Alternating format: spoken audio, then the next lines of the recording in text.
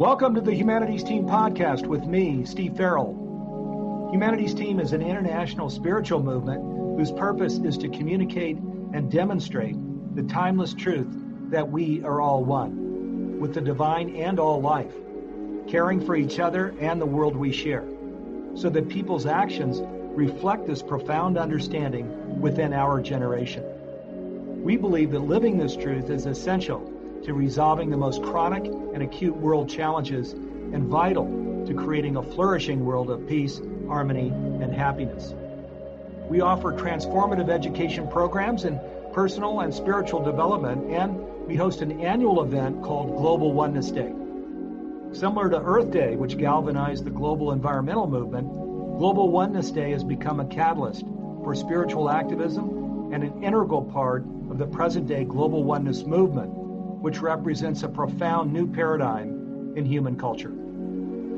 Humanities Team is the only global nonprofit organization working in transformational education. Since we are a nonprofit, there is no focus on growing profits or satisfying shareholders, and 100% of all revenue goes toward our work supporting conscious evolution, planetary awakening, and flourishing at every level of life. If you'd like to learn more about us or want to support our mission directly through donation or volunteering some of your time, please visit us online at humanitiesteam.org. And lastly, if you enjoyed this podcast, we'd be grateful if you'd leave us a review. Welcome, everyone, to this Transformation Through Science Global Oneness Day panel. I'm Steve Farrell, the Worldwide Executive Director for Humanities Team, and happy Global Oneness Day to each of you. The science panel is always one of our most popular panels, and it begins now. If you'd like to explore the leading edge of science and oneness and the deep spiritual implications behind the science, you're in the right place. This program is a bit of a homecoming because it's bringing together the 4 scientists, instructors who created a powerful 8-week program with Humanities Team earlier this year called The Science of Self-Empowerment, Cellular Consciousness, Heart Intelligence, and the Untold Human Story. It was a runaway success because each of the scientists, Gregg Braden, H Lipton, and HeartMath's Deborah Rozman and Howard Martin, presented the science at the foundation of their research that affirms connection and oneness and that creates the basis for self-empowerment. It was incredibly powerful to combine their wisdom teachings into one series. And Garth, bring up our little fun. All right. Okay, they're all back today to talk about their research, their conclusions, and their empowerment transformation techniques. I believe you'll find this panel discussion to be very powerful and enlightening. I'm going to introduce you to the panel now. I'm going to introduce panel members one at a time, and then we'll go right to questions and panel discussion. Gregg Braden is a New York Times best-selling author and internationally renowned as a pioneer in bridging science, spirituality, and the real world. Gregg's work is now featured on the History Channel, the Discovery Channel, the Sci-Fi Channel, ABC, and NBC. His discoveries have led to 11 award-winning books published in 38 languages. He is the author of The Isaiah Effect, The God Called Human by Design, and many other best-selling books. And welcome to Global Oneness Day, Gregg. Thank you. I'm honored to be here. I am really honored to be with my esteemed colleagues and my dear friends, and I'm very much looking forward to where this goes today. All right, and great to have you here, Gregg. And next, Bruce H. Lipton, Ph.D., is an internationally recognized leader in bridging science and spirit, stem cell biologist, best-selling author of The Biology of Belief, and recipient of the 2009 Goy Peace Award. He has been a guest speaker on hundreds of TV and radio shows, as well as keynote presenter for national and international conferences. And welcome to Global Oneness Day, Bruce. Hi, Steve. Thank you so very much for this opportunity to be here with you and all my dear colleagues up there, because this is a time of evolutionary change, and I'm so glad to be here with this community because we're seeing the positive consequences of evolutionary change on this station. So glad to be here. Thank you. Amen to that. And great to have you with us, Bruce. And next, Deborah Rozman, President and Co-CEO of HeartMath, has over 30 years of experience as a business executive, serial entrepreneur, psychologist, author, and educator. She's been involved with HeartMath since its inception, first as founding executive director of the nonprofit institute of HeartMath, then as Executive Vice President of HeartMath LLC, and for the past decade as Founding Director, President, and CEO of Quantum Intech Inc., DBA HeartMath Inc., and more recently, HeartMath LLC. Welcome to Global Oneness Day, Deborah. Thank you, Steve. It's just wonderful to be here in the heart and spirit and in science with all of my colleagues. We have such a deep heart connection with you and everyone. We hope to share that with all. Amen. In heart and science, that we are. Thank you, Deborah. And Howard Martin brings more than 30 years of experience in business and personal development to the position of Executive Vice President, Strategic Development. Howard's responsibilities include global alliances, marketing, and program and product development. Howard has been instrumental in assisting Dr. Childrey in the development and teaching of HeartMath's programs since its inception. And welcome to Global Oneness Day, Howard. Thank you very much, Steve. Looking forward to our conversation, being here with, I think they called us esteemed colleagues. I'm not so sure about that. I was wondering about the company I was keeping on this call today, but I think we'll make it work. But glad to be here, everybody. Esteemed colleagues it is. Okay, and again, I'm truly excited about this panel. It is a privilege really to be with each of you for the next hour. We've got a lot of ground to cover, so we're going to go right into questions and discussion. And Gregg, I'm going to come around to you first here. You share the biggest crisis we face is a crisis of beliefs and thinking. Can you talk a little bit about this? Sure, Steve. You know, I think the best minds of our time are telling us in their respective ways, from their perspective or respective professions, that we are living what's being called a time of extremes. And we've talked about this in some of the other programs. Doesn't mean only bad things are happening or even good things for that matter, but it means really big things are happening in the world, big changes in the big world, and that means big changes in my life, big changes in the lives of all of our global community here. And when we talk about these changes, the key is for us to learn to think and live differently so that we can embrace the changes in a healthy way. This is the key. We're not talking about just surviving and hanging on by the skin of our teeth. We're talking about learning to thrive in a new world and to embrace the changes in a healthy way. And for us to do that, we've got to think and live differently, perhaps more so now than we ever have in the past. And this is where, for me as a scientist, I'm an earth scientist with a strong degree in life science, a strong background in life sciences. And this is where it gets really interesting, because people ask me this question all the time, Steve. They ask me, where do we draw the line between science and our everyday lives, between science and our everyday world? And that line is becoming really fuzzy because the science is giving us the reasons to think differently about what's happening in our lives personally and what's happening in the world and from the big perspective. So for me, the bottom line is that the better we know ourselves, the less we fear change in the world. We are self-referencing beings, and we tend to hinge our well-being upon how we feel in the presence of changes in the world. So when everything is running smoothly and everything's working just the way it's always worked in the past, we feel pretty good. But if things begin to change in the world and we don't know who we are, we don't know what those changes mean to us, that is where they can become frightening and we get a little uncomfortable. So the science is giving us the reasons to think differently about ourselves. The better we know ourselves, the less we fear one another. And this is I'm so passionate about this, Steve. For the first time in 5,000 years, we are globalizing a planet in a way that's never happened that we're aware of, where we are pushing together people and religions and cultures and ways of thinking and ways that men think about women and ways that women think about men and how we think about our everyday lives. We're mushing all of us together in a way that's never happened before, and we're being asked to embrace that change through a thinking that's based on the false assumptions of an obsolete science. So this is where the science comes to bear directly upon our everyday lives.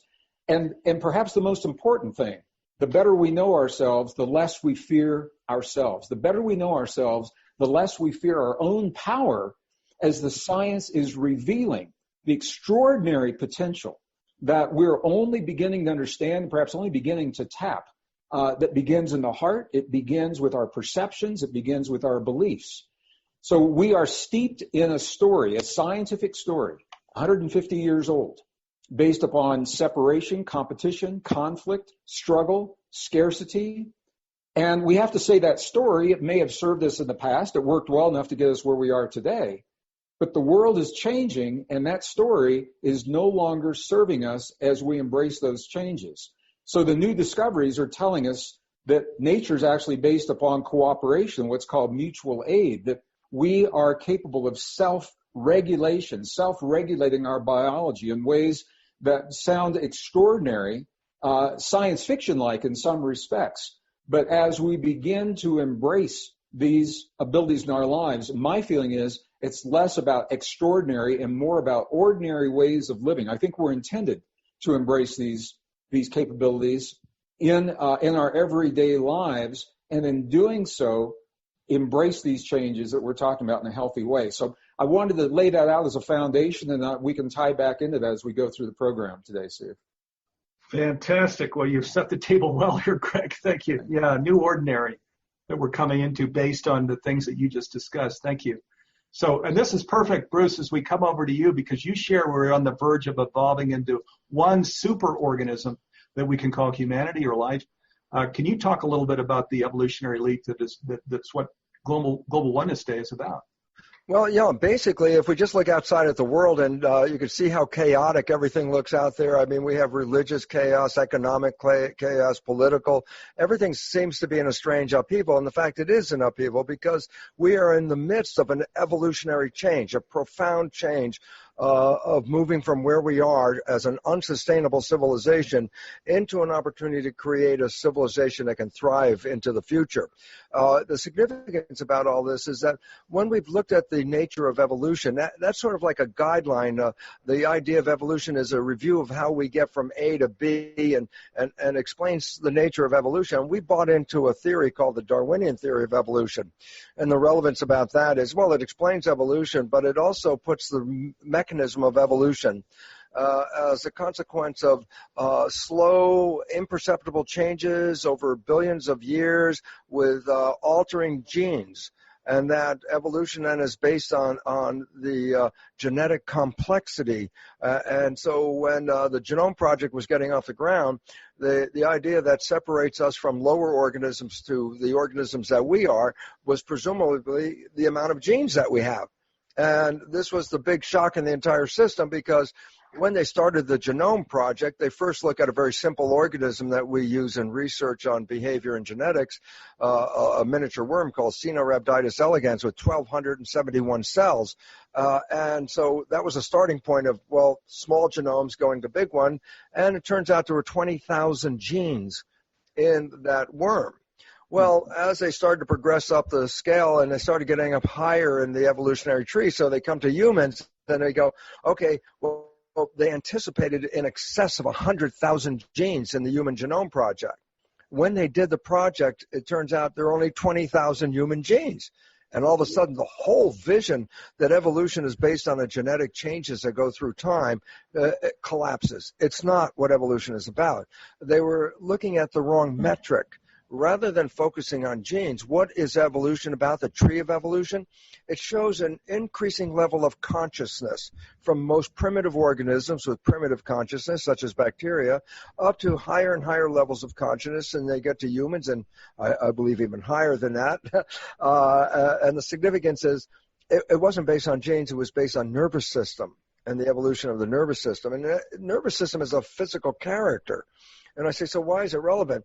Because when we start to understand that in a cellular life, like a primitive cell, like a bacterium, the nervous system is the membrane. And I say, well, why is it relevant? I say, well, the more membrane you have, the more capacity your nervous system has, greater consciousness.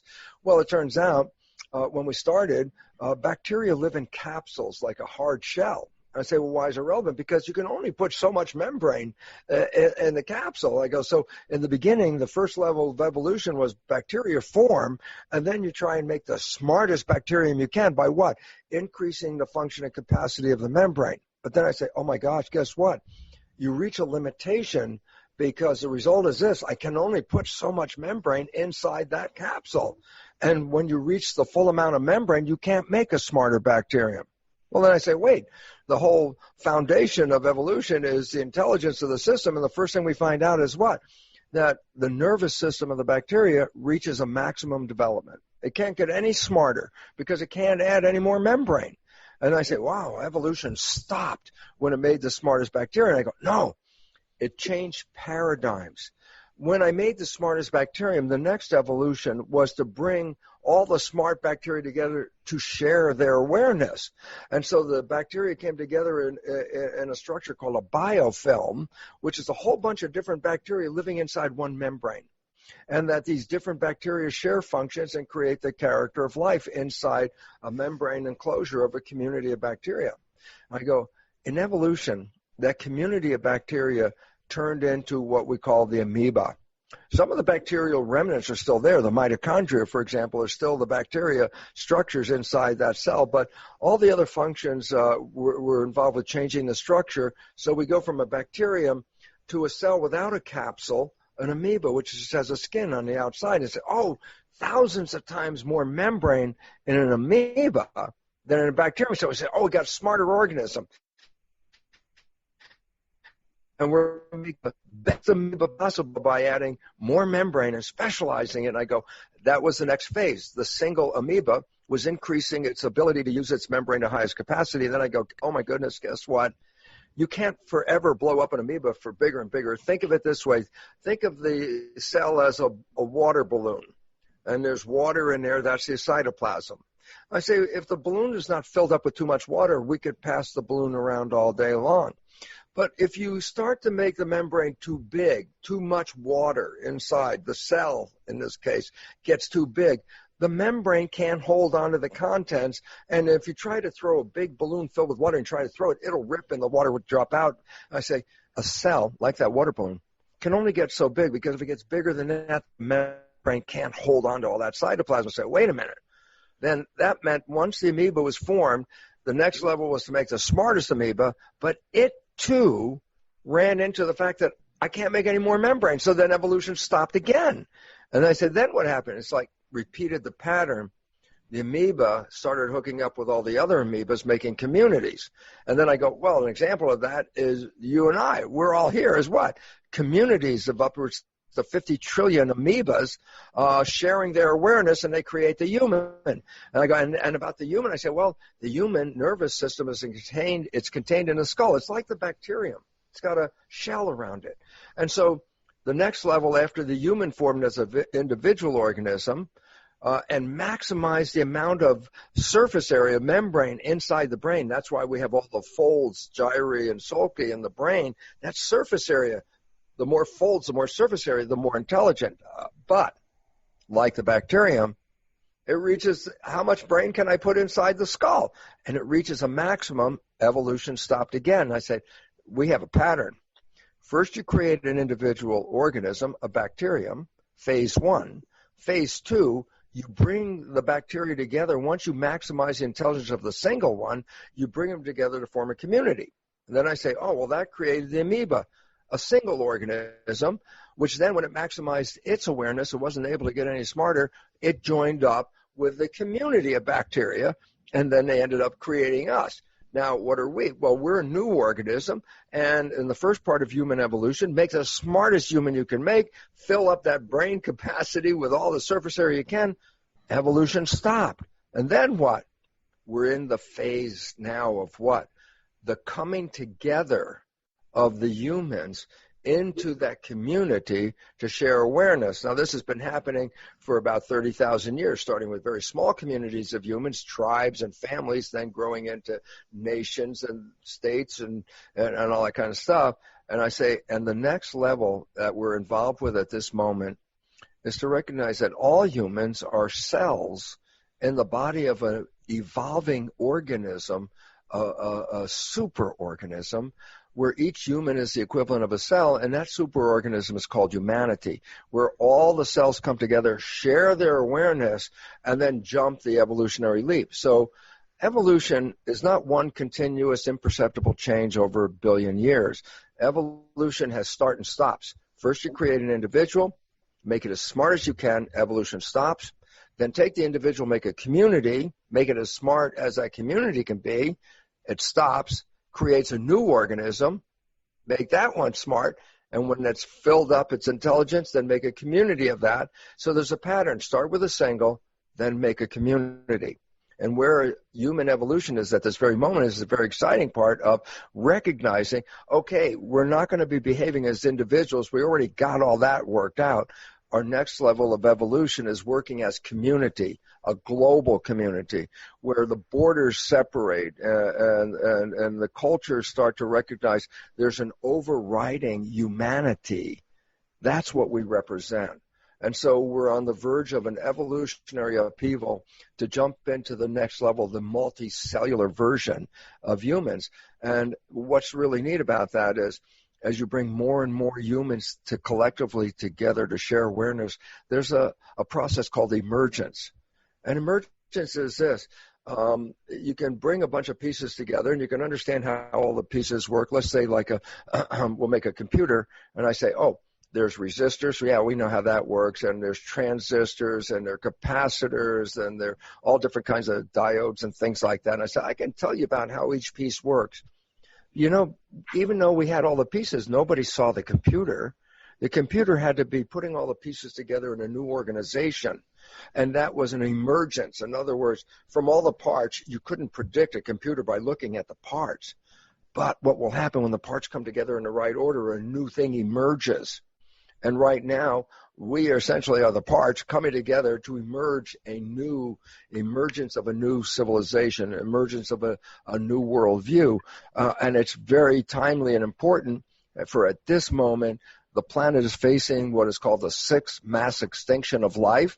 5 times life was thriving on this planet. Some event essentially wiped them out. Last time, 66 million years ago, the Earth was flush with forests and jungles and dinosaurs.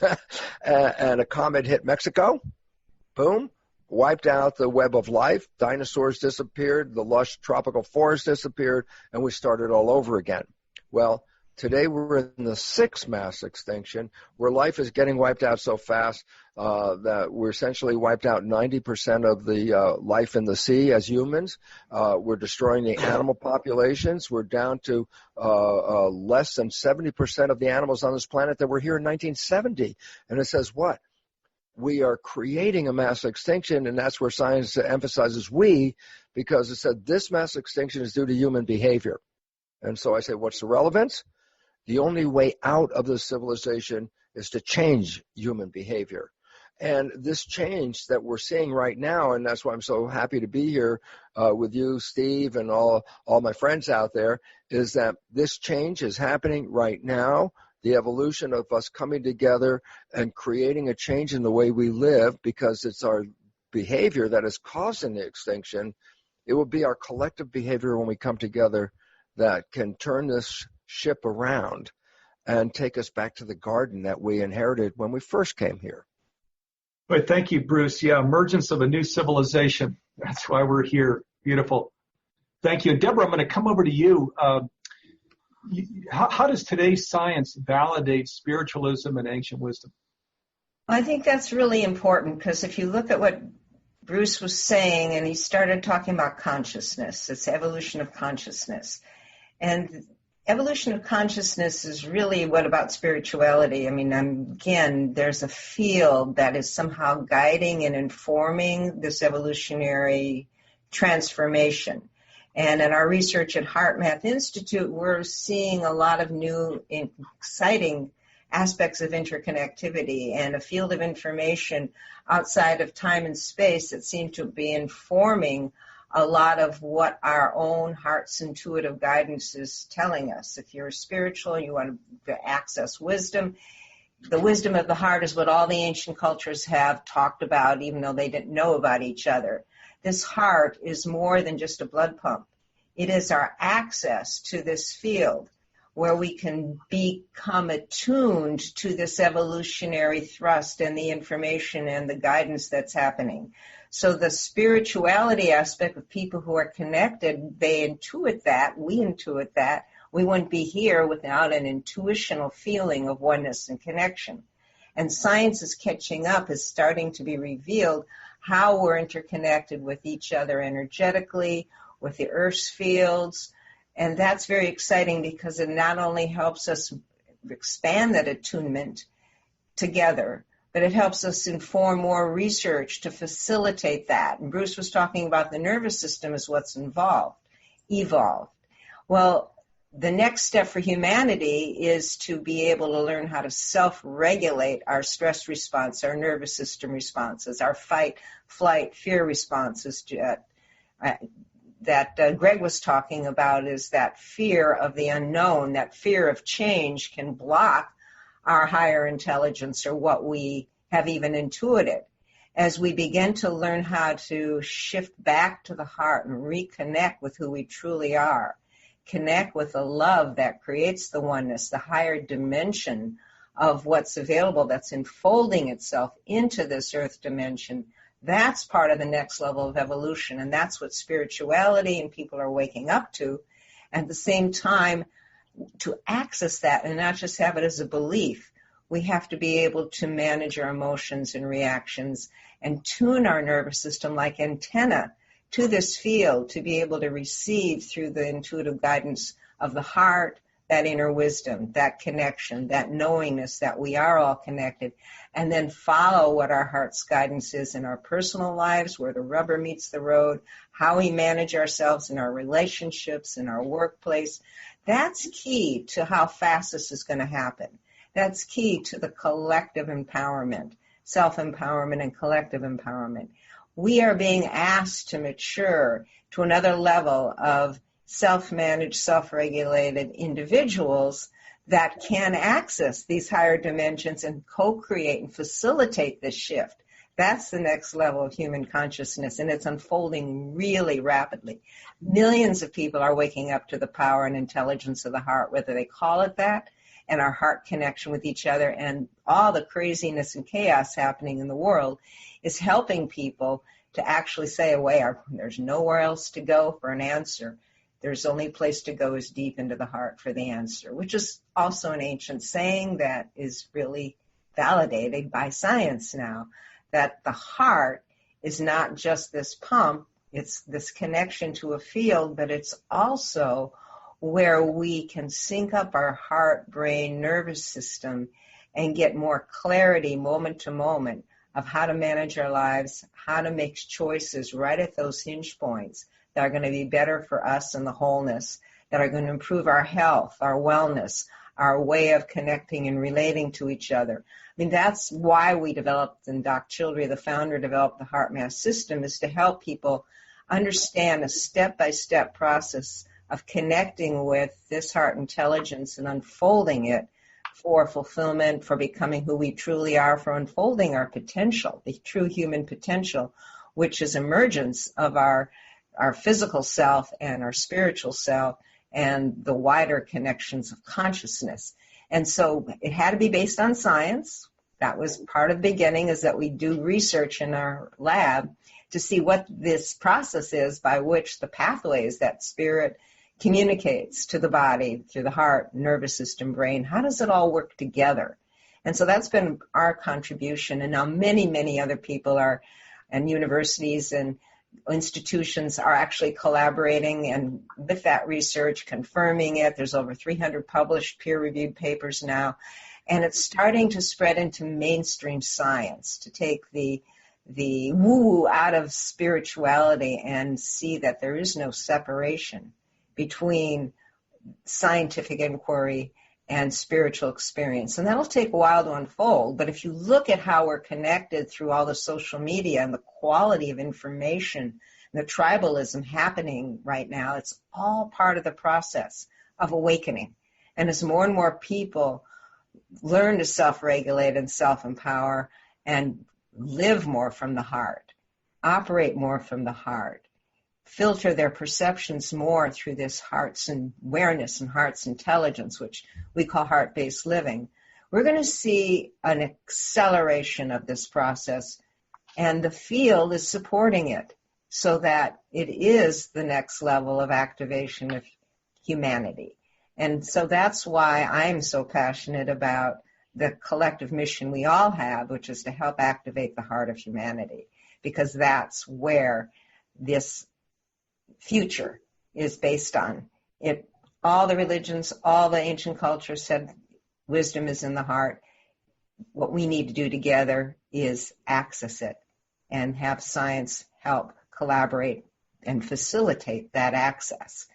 So I think it's really exciting that Bruce's work, Gregg's work, our work at HeartMath is all looking at different facets of this same crystal of evolution of what's happening and coming together.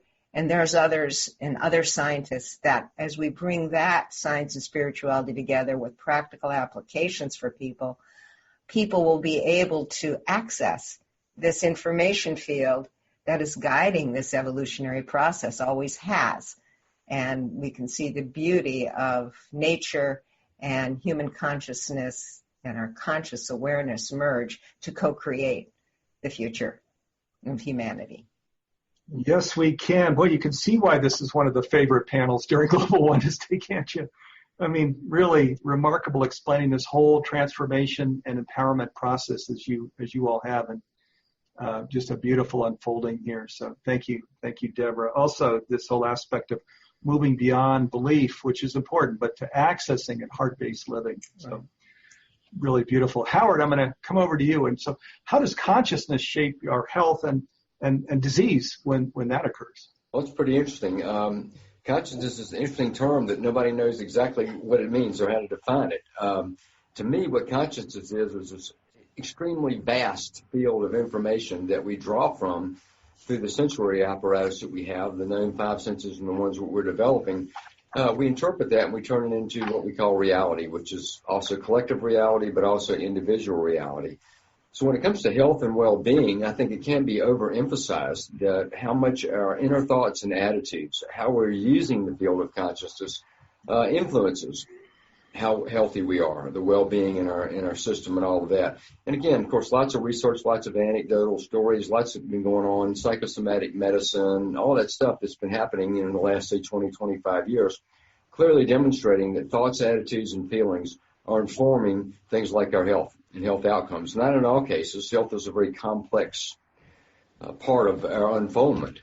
And the reasons we have health issues at times are complex.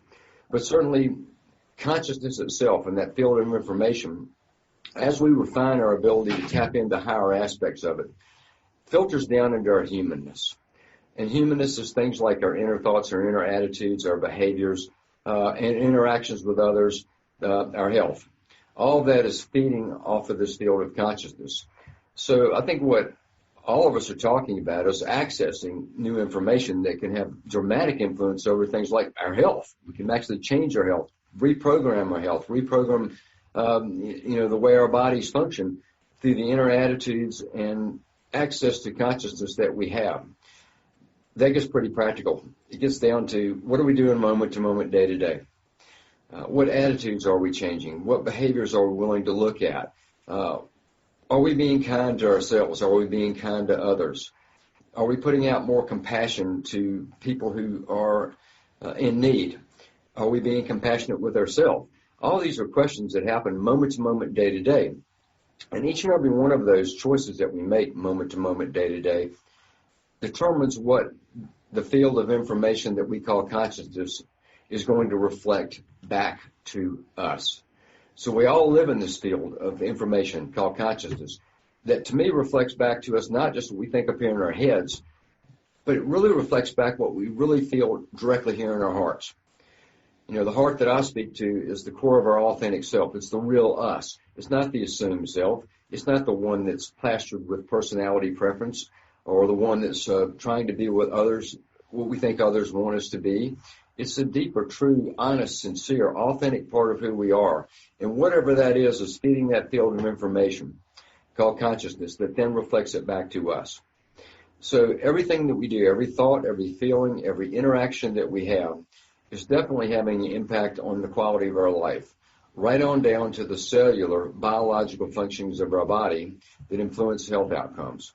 So accessing consciousness, I mean, what else is there? You know, how do we expand our access to it? That seems to be the purpose of life. How do we do that? Then how do we put it into daily practice? Then how do we share it with others? You know, Bruce talks about the collective consciousness coming together. That's the next step in evolution. I believe that's true. Exchanging that information, exchanging consciousness, comes through heart-to-heart interactions. It comes through, again, how we function in consort with others. Questions come up. Are we willing to let go of our biases? Can we begin to reduce more of our judgments of others?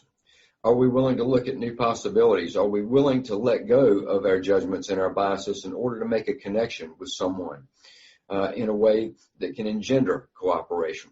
This is where the game of that really begins to play out. And in the world today, we see a tremendous amount of division and separation. It's happening all over the planet. Polarization is one of the cornerstone aspects of these changing times that we live in that Gregg was talking about. But at the same time, I see this movement that Deborah talked about, a movement where the qualities of the heart are coming to the forefront of daily living in practical, pragmatic ways. And it's through the demonstration of those qualities and through the field of the heart, working in consort with the field of consciousness, that we do come together, that we do unify, that we do move into this collective consciousness that is truly the evolutionary next step in the evolutionary spiral and truly holds the key to the future of our world. In a sense, collectively, we are rewriting the future. Yes, we are. Boy, and thank you, Howard. Yeah, you're really bringing it back to what how each of us are living our lives in the loop, so to speak, that it comes back to us and the world around us based on the decisions that we're making moment to moment, day to day. Thank you. That was perfect. And I think we'll just go to three to 4 minute responses if we can on the next round of questions. And Gregg, I'm going to come back around to you. What is new DNA evidence revealing about humanity and ourselves? Well, first, I just want to say I love it when Howard Martin talks that way. I love hearing his passion and Deborah as well and Bruce, because we're all telling a story. Steve, what's happening here today is we are sharing the chapters of a new human story, and it's a story that's not being shared typically in the mainstream media. So we're talking about things that you're typically not seeing in mainstream classrooms and textbooks, mainstream documentaries on the one hand, and the other hand, the things we're talking about it's the essence of what is required for us to think and live differently in our time of extremes. So I think one of the greatest ironies that we face today, Steve, is, we live in this highly technologically advanced, socially sophisticated civilization by some standards. On the one hand, on the other hand, we have yet to answer with absolute scientific certainty one of the greatest questions of our existence, and that is our origin. Where did we come from? And for me, this is where the boundaries between the sciences begin to break down, between geology and biology and paleontology and neurocardiology and all these sciences, because they are all revealing new discoveries that are telling us a new human story. Our viewers, I think most viewers are familiar with the blockbuster movie series called Jurassic Park. And when the first Jurassic Park episode came out, it was based on something that was science fiction at the time. And part of that science fiction is now science fact. In the movie, scientists were able to take the DNA from the bone marrow of fossilized remains of ancient form of life. And in the movie, they reconstituted it to a living being. To the best of my knowledge, we haven't gone quite that far. But what we are able to do is pull the DNA from the fossilized remains of the beings that are believed in the past, have been believed to be our ancestors, and compare their genome to ours to give us new insights to solve this mystery. Where do we come from? And one of the things we're beginning to find, Steve, is that the story that we've been steeped in since the mid-1850s, 1859, Charles Darwin's story of evolution.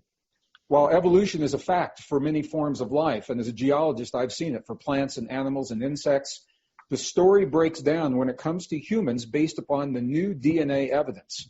What the DNA evidence is telling us is that we are not the descendants. We didn't come from Neanderthal. We didn't come from many of those primitive forms of life that you see on the evolutionary tree with the branches connecting them to us. So we know who we're not. And what the evidence is also showing us is that what are called anatomically modern humans, appeared on Earth relatively suddenly in terms of evolutionary terms 200,000 years ago, and we haven't changed in the 200,000 years physically. So that means we are the anatomically modern humans. We showed up 200,000 years ago. We had the DNA then that we have now. The DNA has not changed, essentially. We have the same physical proportions. We have the same cranial capacity. We have the same nervous system. And what this says to us, Steve, the implications are vast and much more than I can probably do justice to in the few moments that I have here. But what it says is that we are literally wired today. We have been since we appeared 200,000 years ago. We are wired to embrace the change that we're seeing in the world and do so in a healthy way. We've had the internal mechanism of self-regulation since the moment we appeared on Earth to do the things that are required. All the things that Debbie is talking about and Howard and Bruce are talking about, we've had that capability. It's not something that we have to create anew. It's something that we've had from the very beginning, and we're simply learning to embrace it in our lives. And I think the implications of what this means, we probably have evolved through consciousness. I think that's probably true. But physically, we haven't. And where the DNA really begins to tell the story, I'll just give a couple of quick examples. Human chromosome number 2 is the result of an ancient fusion of pre-existing DNA, pre-existing chromosomes, but the fusion happened in a way that doesn't typically happen in biology. It's an end-to-end, telomere-to-telomere fusion, not a break between two chromosomes and a resulting fusion. And it is that fusion that gave us the gene TBR1 that's responsible for the brain, our brain, 50% larger than our nearest primate relatives. At the same time that happened, human chromosome number 7 and a gene called FOXP2 was rewired in a way that had not happened in 75 million years with any other primates. A little DNA switch of letters connected our tongue and our mouth and our jaw and our brain in a way that gave us the ability for complex speech and allows us to convey what we're thinking and feeling in a way that no other form of life that we're aware of can do. These are just two examples. They didn't happen slowly, gradually over long periods of time, as Darwin's idea of evolution would suggest. They happened quickly. They happened at the same time, 200,000 years ago, and more. There are other examples that I could share. So the point of what I'm sharing with you is that when it comes to our story, we appeared 200,000 years ago. We don't know where we came from, and scientists have to be honest with themselves. We don't know for sure. But we appeared with all of the potential, the capacity, and the capability then, we've had it all along, to embrace this extraordinary internal technology based upon the heart and the self-regulation of our nervous system to help us to adapt to the changes in the environment, the changes in our world in a healthy way. So once again, that we thrive and don't simply survive through the changes. And I think the fact that these potentials have been with us from the beginning speaks volumes when it comes to us and our potential in the world. We are literally wired to interact with our physical reality as well as our internal reality consciously, on demand, through self-regulation, and that is where the new human story begins. Woo, thank you, Gregg. Yeah, and boy, Global Oneness Day, right? This is what this whole day is all about. It's just talking about how we can think and live differently. So where we get down into the scientific discussion of how we're actually wired to live consciously, that the DNA evidence is there. The evolution actually is not what we thought it was. So that's why this program is so important, because it challenges, I think, a lot of the common thinking on the planet. It challenges who we are. It challenges who we can be and how we can live. So beautiful and so very important. Thank you. And Bruce, I'm going to come around to you here to just ask you, you sometimes talk about eustress, which literally means good stress, like sports and falling in love, because we're kind of going in this direction of what evolutionary unfolding into positive things like this. Can you just talk a little bit about this? Yeah, well, I think the first thing we have to really bring up is this, is that the healthcare crisis that the planet is facing is not an accident. It is a result of stresses that threaten life. In other words, what's going on in the world is presenting us with threats to our own future existence. And there's something called the biological imperative, which responds to those stresses. And what happens is when we get stressed too much with distress, that's the negative stress, that's where illness comes from. So I really want to set the record straight, because there's a new insight here, because we've always blamed illness such as cancer or diabetes, cardiovascular disease. We blamed them on the genes. And it turns out, no, the genes are not responsible. In fact, here's a number that if you hear, it's like, whoa, and that is less than 1% of disease is connected to genetics. And all of a sudden it says, well, where's all the disease coming from that's making this crisis? And the answer is this. Disease is a result of stress. And stress is really simplified by saying, what's stress? I said, well, it's different for every individual, but basically the simple understanding is you have a wish, a destination, a desire where you want to go in your life, and anything that gets in the way of that will actually result in a stress interfering with your destination. And then stress hormones are released into the body, and this is where disease comes from, because stress hormones change the energy balance in the body for a simple reason.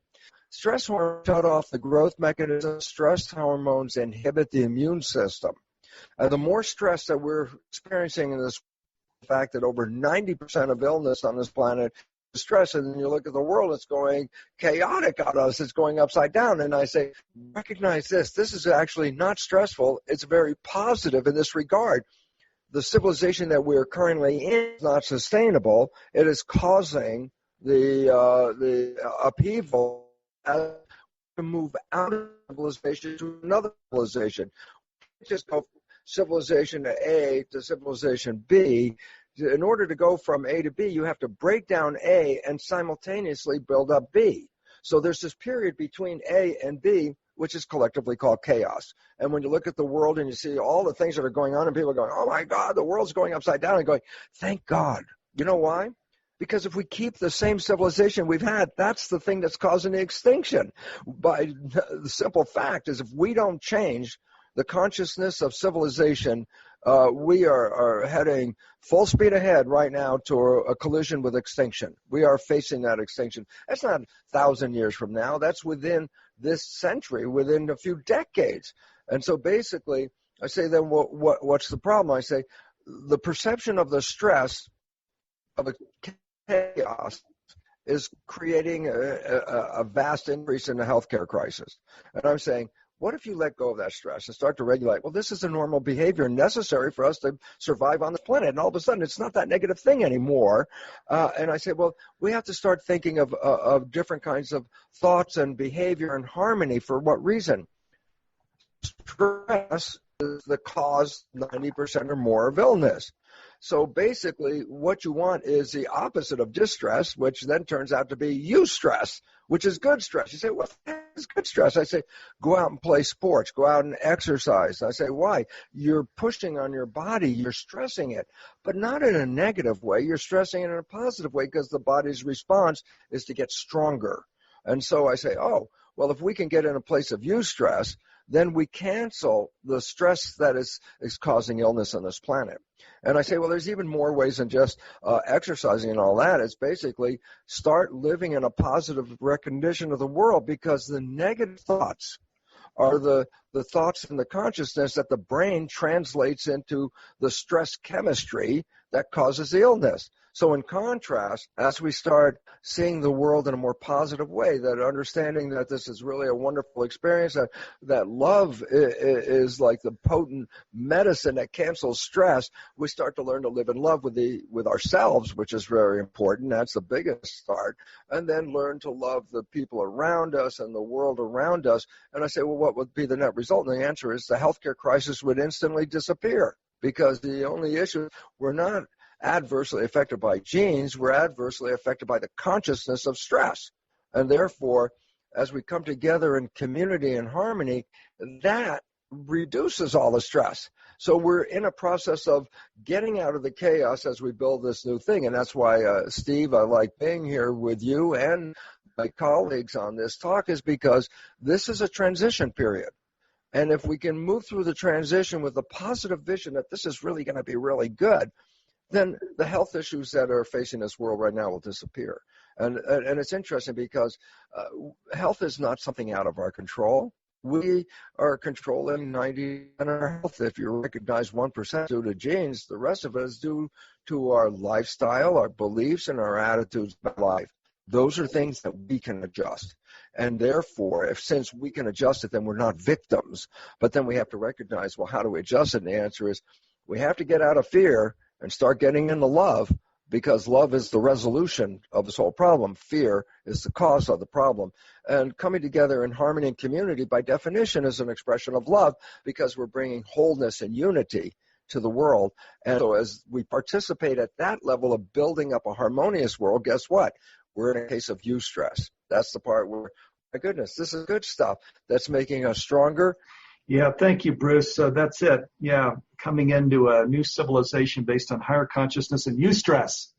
Yeah, beautiful. Thank you. And just for walking us through all of this, from things that we really need to be aware of, where our thoughts go in not positive directions, versus really taking our thoughts in positive directions so that we're not in a disease state. This statistic that only 1% of disease comes from genetics, and that 99% comes from stress. Wow, that's a very serious statistic.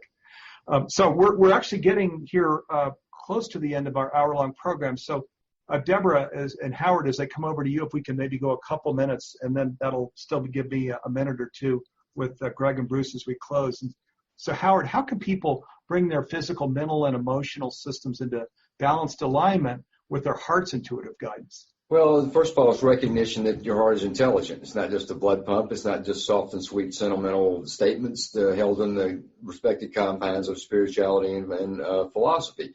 That you trust in the flow there. You trust that you have intelligence there. It's intuitive in nature. That's the first thing, is increase the power of belief. The reason we do science at HeartMath is to show that that is real. When science shows something to be empirical, it increases the power of belief. Our science helps people to believe in something they already have, which is the beautiful magnificence, power, and intelligence of their heart. That's the first step, is to recognize it and to go ahead and believe in it more. The second thing is just sort of tune to the frequency of the heart, in a sense. You turn it to a vibratory rate that's associated with heart. It's not just logical, linear thinking. It's certainly more intuitive in nature, more high-speed in nature. And as you attune to that frequency, then you can begin to sort of listen to and follow your heart in a new way. That's a statement that's been said for thousands of years, but there's a real new understanding of it that's emerging. Everything is evolving right now, everything including our understanding of heart. So as we begin to attune to the vibration of the heart, we will learn what listening to it and following it means. I will say this, it's not always going to agree with the direction that we wanted to go. Sometimes it's going to suggest change. Sometimes it's going to firmly suggest it. Sometimes it's going to whisper it. It doesn't always mean that it's going to be counter to what, direction we thought we wanted to go. But I think we have to recognize and be mature enough to understand that and to accept it. So recognition that the heart is intelligent would be step one. Tuning to the frequency of the heart, in a sense, the intuitive qualities of the heart would be step two. And then the third step that I'll share in the brief time that I have is just put out more heart. By that I mean, come on, just show more love to people. Be kinder, have more patience, more tolerance, generate more true care without the drain of worry, which we call overcare here at HeartMath. Those three things, if you combine those, will bring you into more of a resonant alignment with the intelligence of the heart. And, of course, the whole HeartMath system that we have here is built on techniques and science and technology and those type of elements to assist people to do that. But just listen to and follow your heart by recognizing that it's there, it's intelligent, and then put those qualities of heart out into the world, especially put out more love, because the last thing I'll say is that when it comes down to it, I believe that the purpose of life is simply to love. Yes, and nice way to leave it, Howard. Purpose of life is to love. So, and boy, a point that the panel's coming back to over and over again is this is not a luxury, what we're talking about at all. This Bruce brings in existential crisis. This is a necessity. We've run out of runway. So, and I know that's why we're all here together on Global Oneness Day, because we realize that we're conscious people. But they're beautiful and powerful, empowering steps that have been laid out that we can all bring to our daily living. So thank you, Howard. And Deborah, over to you with this will probably be the last question. So how can people become heart-empowered individuals who choose the way of love, which they demonstrate through compassionate care for and well-being for themselves, others, and the planet? And then also, if you can share the website people can go to follow HeartMath's work. Sure. Thank you. You know, love has been talked about forever, and we know that. So it really comes down to our moment-to-moment practices, our moment-to-moment choices. We all know that, too. I think the hope and the excitement and the passion is this evolutionary thrust that we're experiencing as we see the chaos. And we have a saying at HeartMath, life is going from chaos to coherence, from disorder to order. That's physics. But coherence is this powerful state of physiology where your heart rate variability, your heart rhythm pattern is synchronized in your autonomic nervous system, parasympathetic and sympathetic, so that you can gain more power to change the beliefs, because the heart communicates to the brain and it starts to open up the potentials of our frontal lobes and the higher aspects of who we really are that are latent. And it starts in the heart, and heart rhythm coherence, which is what we train people and to try to achieve at HeartMath, to be able to do that more effectively, more quickly, to love more, to have more power and ability to release judgment and blame and distress, and be able to activate the qualities of the heart, connect more with the love, care, compassion, kindness, patience, all the qualities of spirit we've read about in all the scriptures, how to really do it for real. We're being asked to show up and do, not to be perfect, but to put out that love and love ourselves by doing that, and that'll help our health, our well-being. But it'll do one more thing. The new science is showing that the earth is resonating. The earth's frequency is resonating at that same coherent waveform, 0.1 hertz. And as we can calibrate to that physiologically with our heart rhythms, our brain rhythms are trained, we synchronize with each other's hearts. We synchronize with the earth. And that's what HeartMath's Global Coherence Initiative is all about, is how do we make that synchronization to draw on the power of the collective field and have the earth mirror back to us and facilitate the positive upward momentum, because it's here to do that. And science is showing there's connections beyond time and space and other dimensions, but we, through the door of the heart, have to open to that. So that's really what ties it all together and gives us tremendous boost for that hope from what we're all talking about. And we have a saying at HeartMath, ask yourself, what am I feeding the field? It's a way to kind of spot check and say, okay, where am I right now? Am I feeding the field judgment, resentment, worry, fear? And how can I recognize that, accept it, acknowledge it, shift back to the heart, and replace it with more heart rhythm coherence, heart care, compassion, kindness, self-compassion? Because that puts out a very different frequency into the field. That puts out an energy that the earth facilitates. And that can create a tremendous transformation in humanity very quickly on all levels. And that's very exciting because I've seen that in my own self. You know, it comes down to what do we not only believe, but what have we proven out in our own lives? And then sharing that with each other. That's what we're all being called to do. That's the new level of co-creation. And it starts with the heart. So heartmath.com. You'll see training programs, technology for heart rhythm coherence that you can use. You can link from there to the science and the research, which will take you to the Global Coherence Initiative. And again, our whole thesis at HeartMath in theory of transformation and evolution is personal coherence, getting yourself in sync, leads to more social coherence. We're all affecting through the heart's electromagnetic field each other with our thoughts, feelings, attitudes, beliefs. Being able to help consciously clear that field through love, through care, through replacing judgment with kindness. And then coupling with the Earth's field. That's real global oneness on a true physiological level. So personal coherence, social coherence, global coherence in an iterative feedback loop, a virtuous cycle. And as we tune to that frequency and do our part of self-regulation, what are we feeding the field, how do we shift back to the heart and operate more from there, we can see an incredible transformation that will take all of this to the next level. And science will keep validating it as we will all keep unfolding it with ourselves. Beautiful. Thank you, Deborah. And just really quick in closing, Steve, and what I hear from people all the time is it takes a lot of work to do that. It takes a lot of work to change the way we think, the way we live.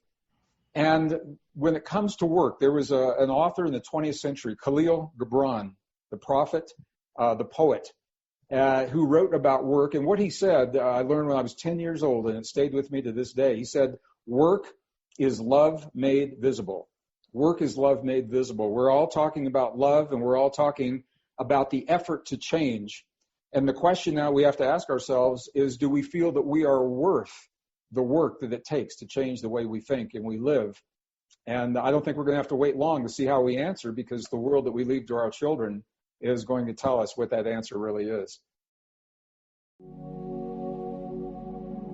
If you'd like to receive all of our new podcast episodes, please click on the subscribe button. To find out more about Humanities Team transformational education programs and about how you can help support our mission, please visit us online at humanitiesteam.org, where you can also sign up for our email list so we can let you know about our free online events and other news about what we're up to each week.